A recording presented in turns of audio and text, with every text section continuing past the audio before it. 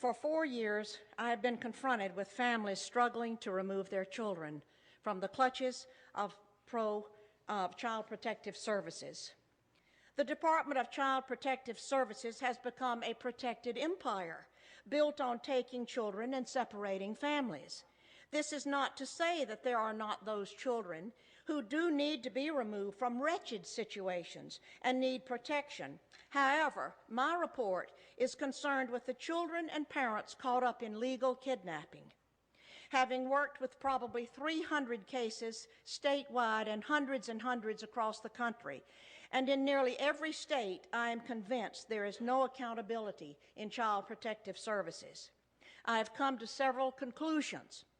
2 or 3 are, 1, that poor parents, not always, but oftentimes, are targeted to lose their children because they do not have the wherewithal to hire an attorney and fight the system.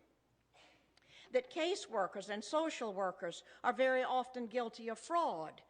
They withhold and destroy evidence. They fabricate evidence, and they seek to terminate parental rights unnecessarily.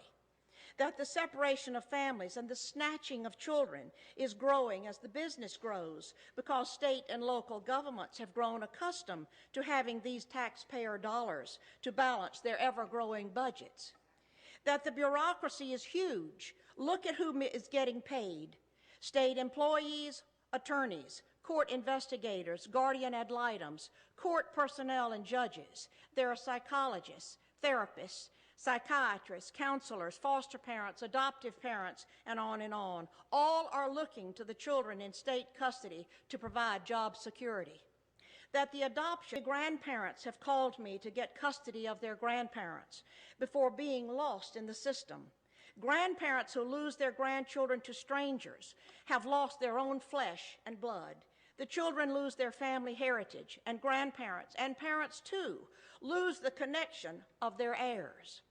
And that the National Center on Child Abuse and Neglect in 1998 reported that 6 times more children died in foster care than in the general public, and that once removed to official safety, these children are far more likely to suffer abuse, including sexual molestation, than in the general population. Think what that number is today, 10 years later. Here are a couple of the recommendations on my list. Call for an independent audit of all state child protective services and for a federal congressional hearing on child protective services. Abolish the federal and state financial incentives that have turned child protective services into a business that separates families for money. I have witnessed such injustice and harm brought to so many families that I am not sure if reform of the system is even possible. The system cannot be trusted. It does not serve the people. It obliterates families and children simply because it has the power to do so. What I have said to you in these few minutes is that we must confront the fraud in child protective services. Child Protective Services seizes children using the very system that is paid for by the taxpayer, who actually believes it is used to protect abused and neglected children. The bureaucracy of workers benefit financially by a system that converts children into cash while destroying their families and their lives.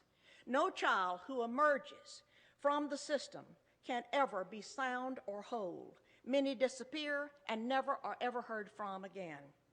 God will not stand for what is happening to our children and our families. His heart beats for these children. He will lift up the downtrodden. What is happening in America regarding child protective services is a criminal political phenomenon, and it must be brought to an end.